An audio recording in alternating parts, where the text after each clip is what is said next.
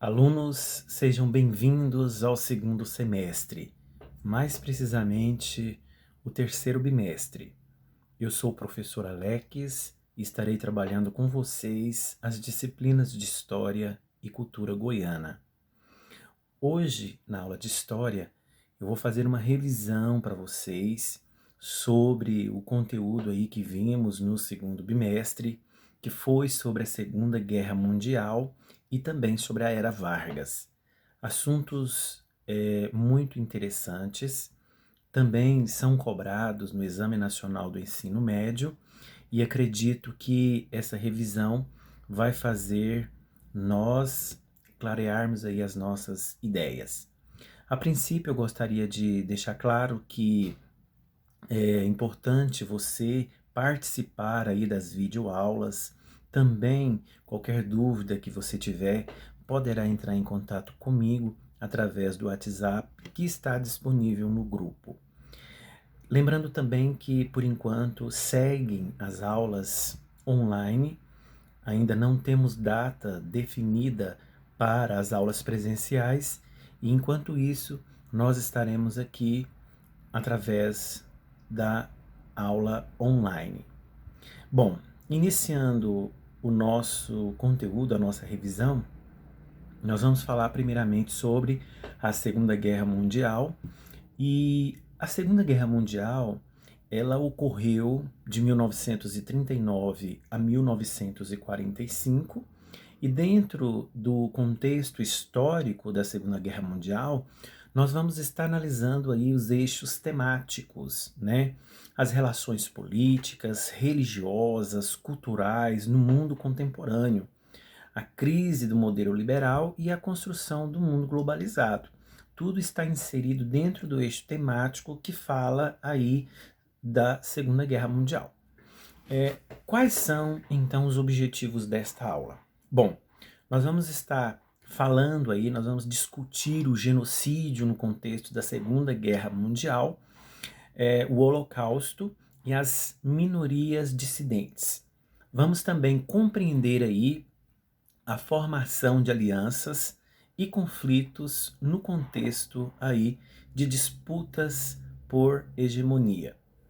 Vale lembrar também que desde o fim da Primeira Guerra Mundial, Hitler tinha aí obsessão de livrar a Alemanha da humilhação do Tratado de Versalhes. Este tratado aí, ele foi imposto pela França, pela Inglaterra e também pelos Estados Unidos em 1919, desmoralizando aí e levando a Alemanha a uma crise econômica. Este fato aí, associado a outros, levou a Europa à Segunda Guerra Mundial. E a mais destrutiva da história, que durou de 1939 a 1945. Então a gente sabe que Hitler ele estava alimentando aí desde a sua perda, né, desde a perda da Alemanha na Primeira Guerra Mundial, e ele, né, a Alemanha sendo praticamente imposta e a assinar esse tratado de Versalhes, o Hitler tomou assim uma grande mágoa aí principalmente da França, porque uma vez que ela foi humilhada diante dos outros países. Hitler, na verdade, conforme nós sabemos, queria praticamente que a Alemanha desse o troco. E, neste caso, todos nós sabemos que a Alemanha ela não conseguiu ser vitoriosa e acabou, então, perdendo a Segunda Guerra Mundial. Dentro desse contexto, vamos fazer uma pequena biografia de Adolf Hitler. Bom, o Adolf Hitler, ele nasceu na Áustria em 1889 e o seu pai, ele trabalhava na alfândega da cidade que fazia fronteira com a Alemanha. Ao ficar órfão de pai, né, a sua mãe recebeu aí uma pensão e tinha economias, o que fez que não passasse necessidade toda a família. O Hitler, ele teve pouco assim rendimento na escola e depois de algumas tentativas aí que foram falhas, para entrar na Academia de Artes, ele abandonou os estudos aos 16 anos. Depois da morte aí de sua mãe, ele viveu isolado durante alguns anos e vivia vendendo aí cartões ilustrados na rua. Hitler também ele foi chamado para a Áustria para ser aí inspecionado para a tropa, mas foi considerado inapto. Ele não conseguiu entrar, né? Ele não foi aceito. E quando começou a guerra, ele se inscreveu como voluntário. Ele foi atraído aí pela política praticamente do partido nazista. E é por isso que ele se filiou e então fazia-se de fato parte do nazismo.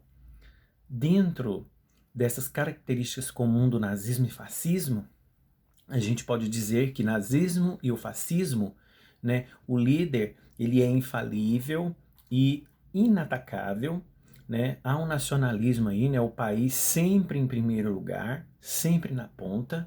O totalitarismo, né, nada deve vir acima do Estado, né? Ou seja, essa totalidade, né, é muito importante aí nas características comuns do nazismo e do fascismo. E o militarismo, né, que torna aí o país forte, tem que ter um exército poderoso, né? Justamente por causa das guerras que são raras. Praticamente nós podemos observar que diante dessas ideias aí da Segunda Guerra Mundial, a gente pode dizer que para acontecer de fato a Segunda Guerra Mundial, houve aí alianças da guerra, onde de um lado havia o eixo, né, e de outro lado os aliados. Quais os países que faziam parte dos países de eixo? Alemanha, Itália e Japão. E quais os países que faziam parte dos aliados? A Inglaterra, os Estados Unidos, a União Soviética e outros 25 países. E a partir daí, nós podemos observar que na Primeira Guerra Mundial, quando o Tratado de Versalhes considerou a Alemanha a única culpada aí e impôs a ela pesadas perdas materiais e financeiras, nós podemos dizer que o Adolf Hitler ele conseguiu atrair aí a simpatia de parte da população alemã e a outra parte foi praticamente intimidada e silenciada pela violência. O Hitler ele usou aí então a violência física, a violência verbal e simbólica através do nazismo. O Hitler chega ao cargo de chanceler aí da Alemanha no ano de 1933. E desde aí, praticamente ele já estava arquitetando o procedimento da Segunda Guerra Mundial, que praticamente explodiria, né, aí em 1939. Bom, a Alemanha, após a Primeira Guerra Mundial, a gente pode dizer que o Tratado de Versalhes, né? O que foi o Tratado de Versalhes? Praticamente foi um termo assinado, né, que a Alemanha foi obrigada a assinar assim que terminou a Primeira Guerra Mundial, em 1919. E dentre os pontos desse Tratado de Versalhes, nós podemos analisar alguns, por exemplo, né, a desmilitarização, né, ou seja, aboliu aí o serviço militar obrigatório e também a proibição de possuir armamento. Também aí o pagamento de pesadas indenizações de guerra e a perda de colônias, né, de territórios que a Alemanha havia conquistado. Nós podemos observar também que o que Hitler fez diante disso tudo, diante desse Tratado de Versalhes, né? O Hitler, ele já com o ego, né, já com a esperança de a Alemanha ser novamente moralizada, ele fortaleceu-se militarmente, ele criou empregos na Alemanha, ele fez discursos aí mobilizadores, usou aí a polícia secreta, né, e propaganda. Ele foi praticamente aí eleito chanceler alemão e formou o partido nazi e incentivou o racismo. Ou seja, o preconceito, né? Ele temia os judeus. Para ele, a única raça pura era a raça ariana, a raça alemã. E ele tinha um preconceito muito forte, principalmente, né, com aquelas pessoas que odiavam a guerra, que principalmente eram contrários à guerra, como pastores, como padres, né, e demais pessoas daquela época, que nós vamos ver no decorrer do nosso vídeo. Diante disso, o Hitler, ele militarizou aí o país, a Alemanha, e ele era chamado de o Grande Führer, né? Ou seja, ele praticamente afrontou de fato o Tratado de Versalhes. Ele em nenhum momento respeitou o Tratado de Versalhes, firmado juntamente com a França e os países que venceram a Primeira Guerra Mundial. Sendo assim, nós podemos observar que lá na Itália nós tínhamos o fascismo, que era liderado pelo Benito Mussolini.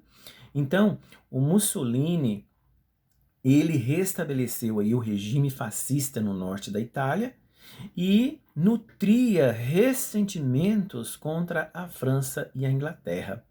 A Itália, ela não obteve aí compensações territoriais lutando ao lado da Tríplice Entente na Primeira Guerra Mundial. Ou seja, né, a Tríplice Aliança não cumpriu com o que foi prometido para a Itália.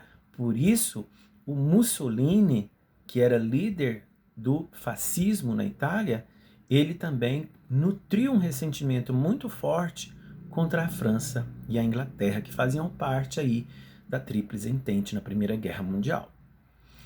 E o Japão? Quando a gente fala do Japão, nós podemos observar o seguinte: industrializava-se e almejava aí ampliar o mercado consumidor, né, de suas mercadorias. Ele também, o Japão, ele ambicionava aumentar a sua área de influência. Em 1930, o Japão, a Itália e a Alemanha adotam uma política imperialista. E a partir daí, quando a gente fala do imperialismo japonês, a gente pode dizer que no início praticamente aí do século XX, o Japão era a potência industrial da Ásia. Em 1931, ele ocupou aí a Manchúria, né, que é a província chinesa, rica em minérios e solos férteis. O Japão, então, ele ocupou parte da China. A Liga das Nações nada fez aí para socorrer a China. E aí foi culminando, né, foi contribuindo para que chegasse aí, né, a Segunda Guerra Mundial. O expansionismo italiano também, né, praticamente estava crescendo. Em 1935 aí, em outubro praticamente, a Itália invadiu o Império Etíope, né, que fica no norte da África. A Liga das Nações proibiu países membros a comercializarem aí, né, principalmente com a Itália. E o que a gente pode dizer é que a Liga das Nações, ela, na verdade, estava despreparada para poder frear o avanço desses imperialismos, tanto o imperialismo japonês quanto o imperialismo italiano. Lembrando também que o nazismo alemão, ele, conforme eu já falei, ele desobedece aí o Tratado de Versalhes. Em 1935, o Hitler, ele alega que precisaria aí de um espaço vital, né, de territórios para formar a Grande Alemanha. E aí ele rearmou a Alemanha, ele reintroduziu aí o serviço militar obrigatório, ele praticamente retomou aí a SAR, né, que era a área de mineração controlada pela Liga das Nações. Em 1936, ele militarizou a Renânia, que era a região próxima à França. A França e a Inglaterra nada fizeram para detê-los.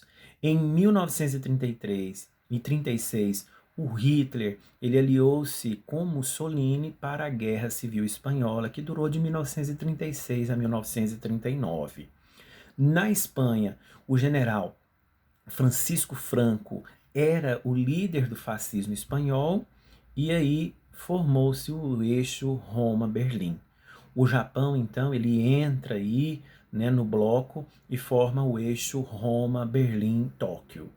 No ano de 1936, em março, mais precisamente, a Alemanha anexou a Áustria, que foi aprovada aí por eleitores australianos, e Hitler exige aí os Sudetos, que é a região da Tchecoslováquia, onde viviam mais ou menos 3 milhões de alemães. E aí a gente pode dizer que o Adolf Hitler, desobedeceu completamente o Tratado de Versalhes.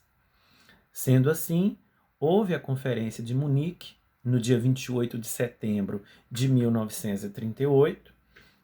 A Itália, a Inglaterra e a França, né, decidem que a Alemanha poderia ocupar os Sudetos. A Tchecoslováquia não foi convidada a participar da conferência. A Inglaterra e a França, então, iniciam a política do apaziguamento.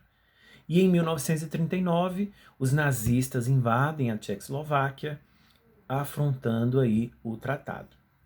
Lembrando também que o Pacto da Não Agressão, ele foi um termo assinado no dia 23 de agosto de 1939 entre a Alemanha de Hitler e a União Soviética de Stalin. Eles decidiram aí ocupar e dividir a Polônia. Isso facilitaria a Alemanha a não lutar em duas frentes no caso de guerra. No dia 1º de setembro de 1939, a Alemanha invade a Polônia e dias depois os soviéticos invadem o leste. E foi o estopim para iniciar de fato a Segunda Guerra Mundial, com a Alemanha invadindo a Polônia. O início da guerra, de fato, aconteceu em 3 de setembro de 1939. A Inglaterra, ela reagiu, né? Aí ficou Inglaterra e Alemanha. A Alemanha adotou o sistema de guerra relâmpago, né? No dia 10 de maio de 1940, o exército alemão lançou uma ofensiva, né, de surpresa contra os Países Baixos, dando início então à Batalha da França. Os alemães estavam aí a pensar em contornar as poderosas fortificações francesas da linha marginal e aí começou de fato a bombardear e a guerra praticamente estava só começando. Nós vemos de um lado aí, né, as invasões alemãs, né, ou seja, a Alemanha ela praticamente invadiu aí a Dinamarca, a Noruega, a Holanda, a Bélgica, a França e a partir de então a França ela foi dividida, né? Ela foi dividida em norte, que foi ocupada pela Alemanha, e o sul, que foi entregue à França, um militar francês que colaborou com o nazismo. Hitler, ele praticamente estava já esquematizando essa afronta contra principalmente a França, que era a sua maior rival. Bom, a resistência soviética ao nazismo, a gente pode dizer que a atuação aí de guerrilheiros em frente de combate, né? A gente pode dizer também que a França, a Itália, a Iugoslávia, a Noruega e a União Soviética, ela praticamente aí teve essa resistência ao nazismo. Lá na França, por exemplo, havia resistência militar e política ao nazismo. O líder francês contra o nazismo, que foi aí o general de Gaulle, a partir de Londres. Praticamente essa resistência soviética ao nazismo fez com que eles não aceitassem a política nazista de Adolf Hitler. E o que a gente pode dizer é que Hitler tinha aí interesse no petróleo e nos minérios soviéticos. O Hitler traiu o pacto de não agressão firmado com Stalin, que nós já vimos, e em 1941, mais precisamente em junho, Hitler ordenou aí a invasão da União Soviética. Em 20 dias, a Alemanha avança cerca de 750 quilômetros na União Soviética. Os alemães mataram aí centenas de milhares de pessoas. Os soviéticos recuaram e usaram a tática da terra arrasada. Os soviéticos então ganharam tempo e refizeram as suas forças. Os nazistas então eles atacaram Stalingrado, né, a mais conhecida como a Batalha do Stalingrado, que era uma cidade industrial da União Soviética. A União Soviética e a Alemanha praticamente trava essa batalha do Stalingrado, de novembro de 1942 a fevereiro de 1943, e essa batalha de Stalingrado é considerada a maior da Segunda Guerra Mundial. Os soviéticos venceram, os nazistas foram obrigados aí praticamente a marchar de volta para a Alemanha, os soviéticos tomaram aí dos nazistas os países ocupados por eles, e a Bulgária, a Romênia, a Hungria, a Polônia, a Tchecoslováquia e a Iugoslávia. Outra questão é a Guerra do Oriente entre o Japão e os Estados Unidos, que foi a disputas de áreas de influências. No dia 7 de setembro de 1941, houve aí o ataque japonês a Pearl Harbor, né, que lá no Havaí, que era a base militar aí dos Estados Unidos. Em 1942, o Brasil tem navios aí afundados por alemães. O Brasil ele tem uma participação na guerra ao lado dos Estados Unidos. O Japão ele conquista colônias europeias ao norte aí da América. Lembrando também que os territórios que o Japão conquistou aí em 1941 foram Hong Kong, na China, Singapura, na Malásia, Índias Orientais Holandesas, toda a Birmânia e quase todo o arquipélago das Filipinas, que era controlado pelos Estados Unidos desde 1898. Um fato marcante na Segunda Guerra Mundial, alunos, é a questão do Holocausto, né?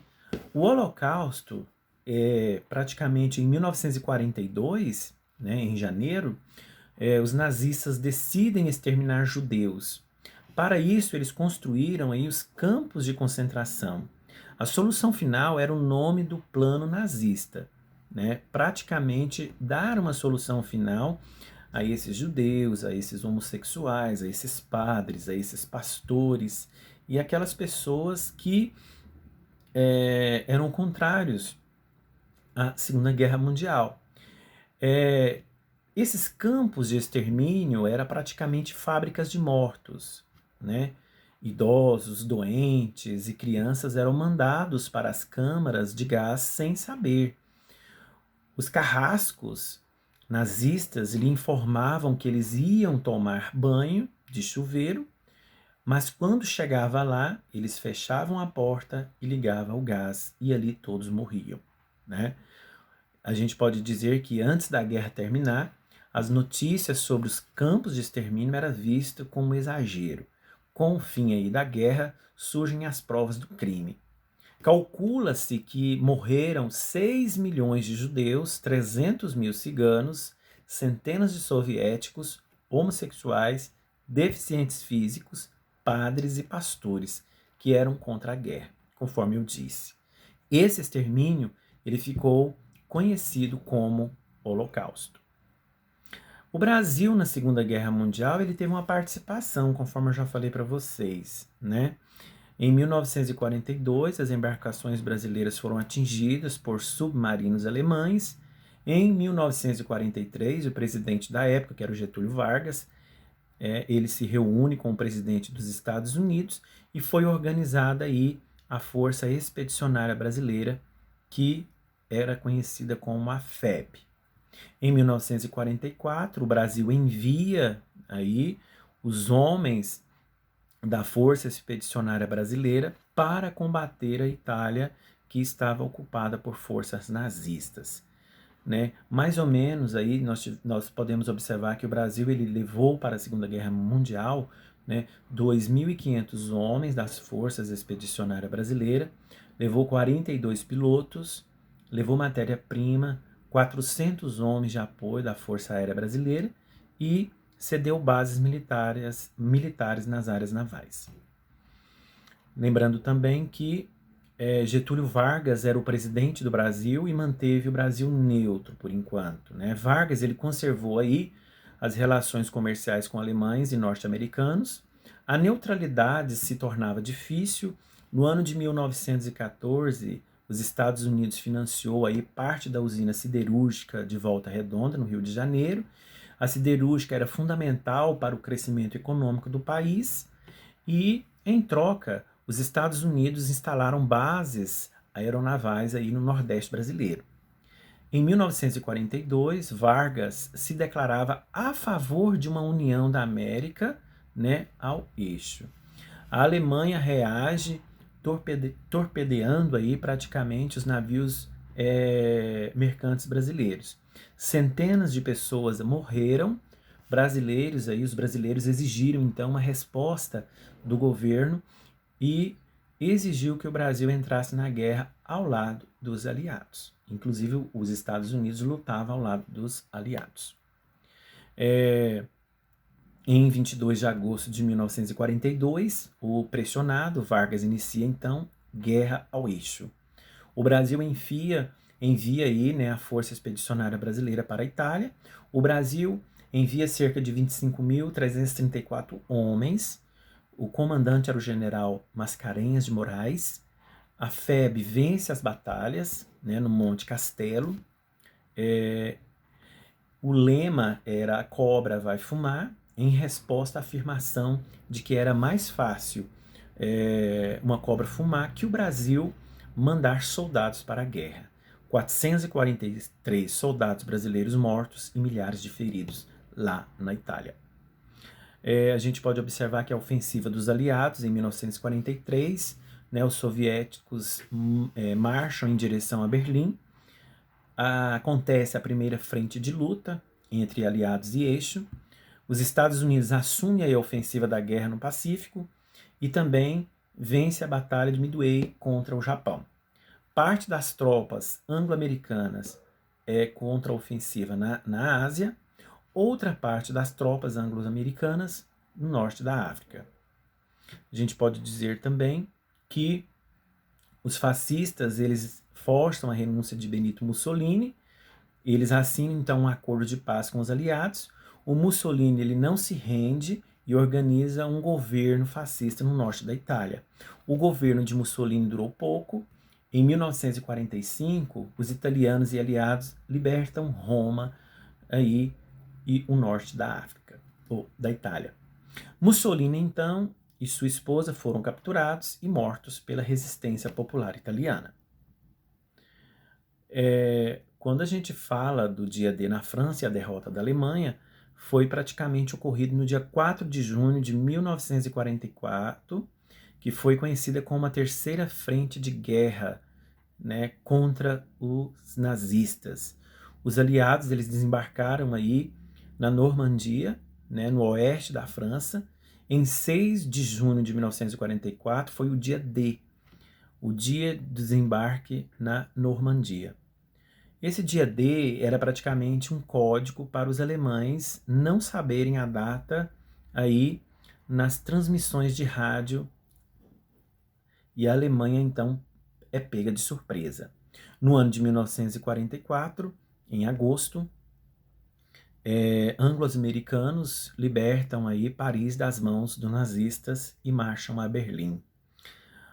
E a gente pode dizer que o Terceiro Reich estava com os dias contados. Hitler ele exigiu aí praticamente que os alemães entrassem na luta, e para isso ele armou idosos, mulheres, crianças para lutar até a morte, para defender o país.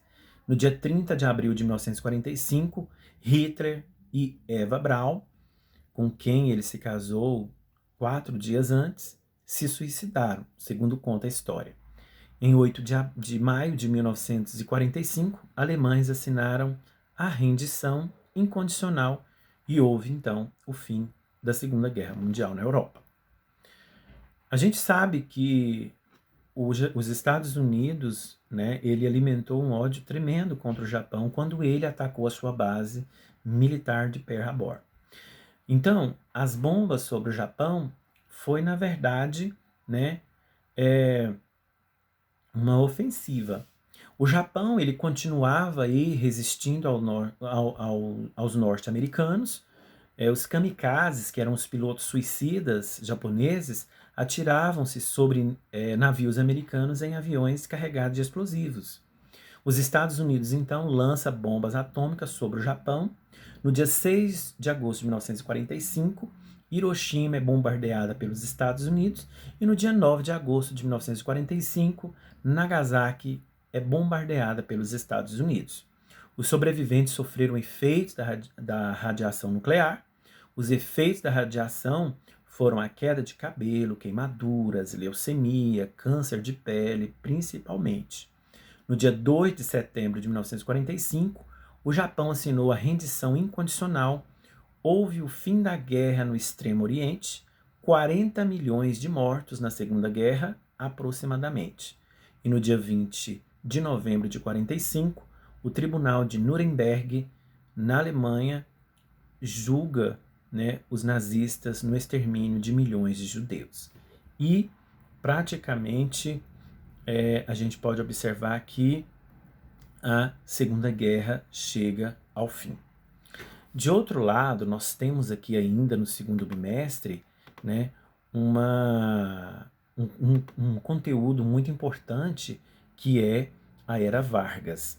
E quando a gente fala de Era Vargas, nós podemos dizer que foi o período que o Getúlio Vargas governou o Brasil ininterruptamente, ou seja, de 1930 a 1945. Esse período da Era Vargas ele foi marcado pela liderança política de Getúlio Vargas e as transformações políticas sociais do período foram principalmente o quê? O crescimento da população urbana em relação à agrária, a importância da indústria na economia nacional, a ampliação do poder dos empresários das cidades. Os setores médios urbanos cresceram em número e conquistaram aí maior importância na vida política do país. As fases do governo Vargas é dividido da seguinte forma: governo provisório, que deu início em 1930, a República Nova em 1934 e o Estado Novo em 1937. Nós podemos observar que em 1930 aconteceu a Revolução, em 1934 aconteceu as eleições indiretas, em 1937 houve o golpe de Estado, que é chamado também de Estado Novo. E em 1945 foi o período da redemocratização. Dentro do governo Vargas, é importante a gente observar também que o governo provisório, que foi de 1930 a 1934, houve aí a suspensão da Constituição Republicana de 1891, houve também o fechamento dos órgãos do Poder Legislativo, o Congresso Nacional, a Assembleia Legislativa e as câmaras municipais. A indicação de interventores militares ligados aí ao tenentismo para chefiar os governos estaduais. O objetivo era desmontar a estrutura política da Primeira República baseada no poder dos coronéis fazendeiros, que inclusive nós já estudamos. Dentro desse contexto, a Revolução Constitucionalista de 1932, Vargas revelou-se centralizador e preocupado com a questão social e interessado em defender as riquezas nacionais. A oposição, que era do PRP, assustada e desejosa da volta das práticas existentes na Primeira República, se alia ao Partido Democrático, pois estavam descontentes aí com a nomeação do interventor João Alberto Lins e Barros para governar São Paulo. A oposição exigia a nomeação de um interventor paulista e civil. Vargas cedeu à pressão e nomeou Pedro de Toledo, o que não silenciou a oposição.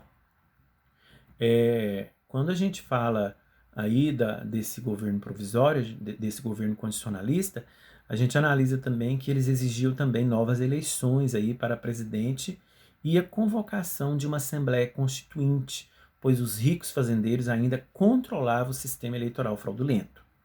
Em maio de 1932, os estudantes paulistas Martins Miragaia, Drauzio e Camargo, eles morreram aí num confronto com a polícia numa manifestação pública contra o governo de Vargas.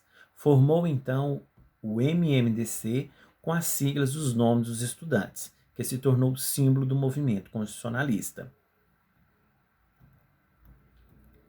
No dia 9 de julho de 1932, a Revolução mobilizou armas e 30 mil homens de São Paulo para lutar contra o governo federal. Indústrias paulistas contribuíram aí fabricando material de guerra, granadas, máscaras contra gases, lança-chamas e capacetes. As tropas paulistas, isoladas do resto do país, não receberam o apoio esperado dos outros estados. Somente Mato Grosso acompanhou as tropas paulistas. Após 3 meses de lutas, muitos mortos e feridos, os paulistas foram derrotados pelas tropas federais. Na verdade, essa revolução constitucionalista, o principal objetivo era que Vargas aprovasse uma nova constituição para o Brasil. Os paulistas obtiveram uma vitória política, pois o governo federal procurou evitar indispor-se com a elite de um estado que tinha grande poder socioeconômico. Garantiu-se as eleições para a Assembleia Nacional Constituinte. E aí, a gente pode dizer que o governo constitucional ele foi de 1934 a 1937. No dia 16 de julho de 1934, foi promulgada a nova Constituição, cujos principais pontos eram, primeiro, o voto, né? A eleição para os poderes executivo e legislativo passaram a ser por meio do voto secreto. Antes não era secreto, era voto aberto. As mulheres adquiriram direito ao voto, analfabetos, mendigos, militares, até posto de sargento e pessoas sem direitos políticos não podiam votar. A criação de uma justiça eleitoral para zelar das eleições. Os direitos trabalhistas também, né? Houve a instituição do salário mínimo, a jornada de trabalho de 8 horas diárias, a proibição do trabalho de menores de 14 anos, as férias anuais remuneradas, a indenização na demissão sem justa causa e também a questão do nacionalismo econômico, que é a proteção aí das riquezas naturais do país, como jazidas, minerais e quedas d'água capazes de gerar energia, ou seja, as fontes de riqueza do país. Essa Constituição também estabelecia que o primeiro presidente seria eleito pelo voto indireto pelos membros da Assembleia Constituinte. Vargas saiu vitorioso recebendo 175 votos contra 59 de Borges de Medeiros. Nesse período, ganha destaque na vida pública do país 2 grupos políticos com ideologias bastante diferentes, o integralismo e o aliancismo. O integralismo, o líder era o Plínio Salgado, que era um escritor. Em 1932, o Plínio Salgado, intelectuais e políticos lançaram um manifesto à nação expondo aí os princípios do integralismo. Era de inspiração nazi-fascista e criou-se a AIB, que é a Ação Integralista Brasileira. Conquistou também a simpatia de empresários e parcela da classe média e parte aí dos oficiais das Forças Armadas.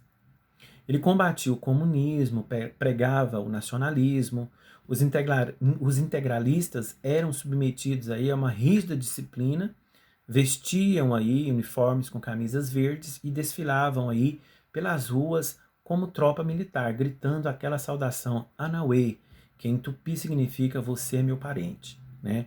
Eles atacavam aí agressivamente os adversários de outras organizações políticas. O lema era Deus, Pátria e Família. E foram criados mais de 1000 núcleos da AIB no Brasil. Por outro lado, nós temos então o aliancismo. O aliancismo, né, a Aliança Nacional Libertadora, que tinha a sigla ANL, era uma corrente política contrária à AIB. Seus membros eram chamados de aliancistas. Reunia aí vários grupos de várias tendências socialistas, anarquistas e comunistas. O seu programa político incluía a nacionalização das empresas estrangeiras, o não pagamento da dívida externa, a reforma agrária e garantia de liberdades individuais. O lema era Pão, Terra e Liberdade. Com seu crescimento, o governo Vargas, apoiado por conservadores, considerou a ANL ilegal em junho de 1935, ordenando a prisão de seus líderes, alegando estar planejando um golpe de Estado. A intentona comunista, que foi em 1935, foi uma revolta militar aí planejada pelos comunistas em resposta ao fechamento da ANL. A revolta ocorreu aí em novembro de 1935 nos batalhões de Rio Grande do Norte, Pernambuco e do Rio de Janeiro. A rebelião foi logo controlada pelas forças governamentais, mas serviu de pretexto para alguns setores do governo radicalizarem aí o regime político. E, em nome do perigo comunista, prenderam milhares de sindicalistas, operários, militares e intelectuais acusados de atividades subversivas contra o governo. O governo ditatorial, ele praticamente aconteceu de 1935 a 1937, né, aproximando aí a data da eleição, e Vargas deveria entregar o mandato em 1938. Pelo contrário, ele queria continuar no poder. Esse governo ditatorial também é chamado de Estado Novo. No final de setembro de 1937, o serviço secreto aí denunciou um plano dos comunistas, que foi chamado Plano Cohen, para acabar com o regime democrático no Brasil. O plano era uma farsa do governo com a ajuda dos integralistas. Foi decretado, então, estado de guerra e a polícia prendeu grande número de adversários do governo. E no dia 10 de novembro, o Congresso foi cercado e decretou aí o fechamento do Legislativo e outorgou aí uma nova Constituição para o país, iniciando assim um governo ditatorial. Uma Constituição outorgada é aquela que é imposta, correto? Dentro desse contexto, nós podemos observar que a síntese desse plano, que era uma farsa do plano Cohen, era praticamente incêndio dos edifícios públicos e assassinato das autoridades civis, religiosas e militares. Era tomada do poder pelos comunistas. Dentro desse contexto, a gente pode dizer que o Getúlio Vargas, ele conseguiu de fato aí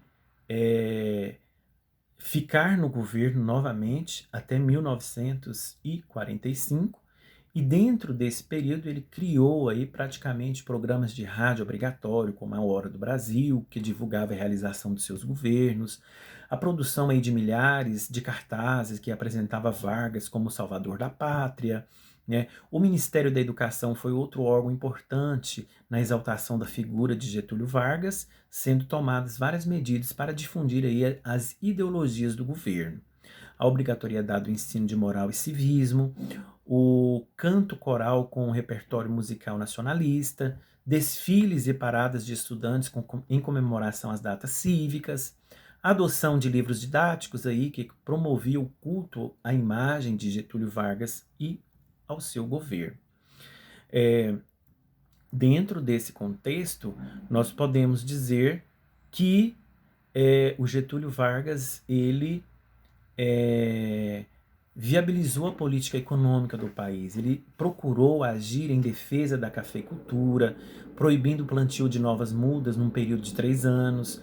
Ele praticamente ordenou a queima de milhões de sacas de café estocadas nos depósitos do governo, com o objetivo aí de evitar a superprodução e recuperar o preço do produto.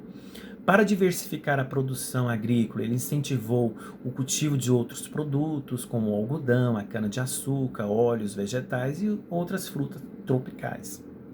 Lembrando também que na industrialização, o governo Vargas ele procurou estimular o desenvolvimento industrial com o objetivo de substituir os importados, tomando as seguintes medidas. Ele aumentou aí o imposto sobre a importação, ele diminuiu os impostos sobre a indústria nacional, estimulando ainda mais a produção e o consumo de produto nacional, dá valor ao que era produzido aqui.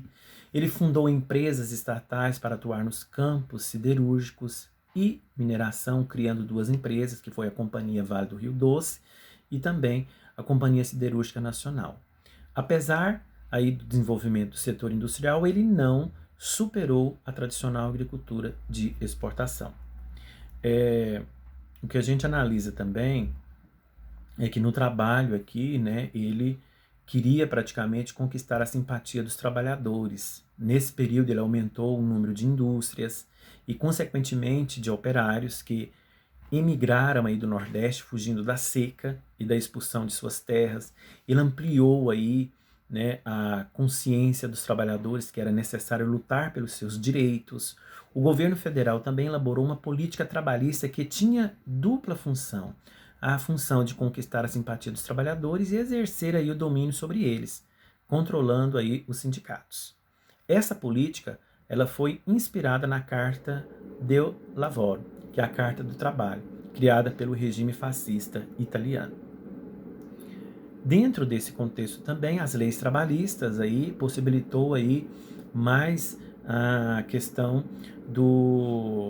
de Vargas ser reconhecido pela população da época, né?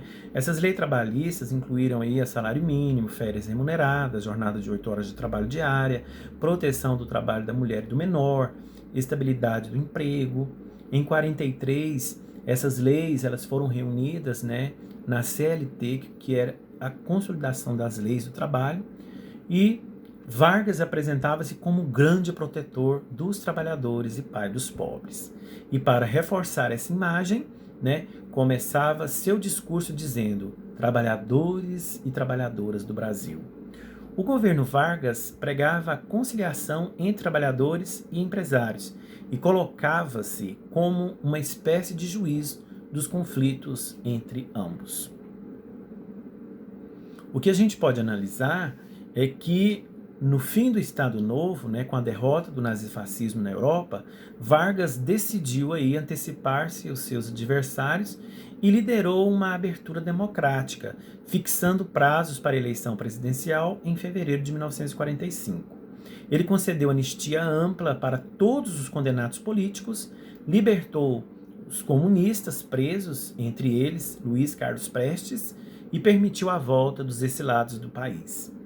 Foram reorganizados vários partidos políticos: a UDN, a União Democrática Nacional, o PSD, o Partido Social Democrático, o PTB, Partido Trabalhista Brasileiro, o PSP, é o Partido Social Progressista, e foi legalizado o PCB, Partido Comunista do Brasil, que agia na clandestinidade na época.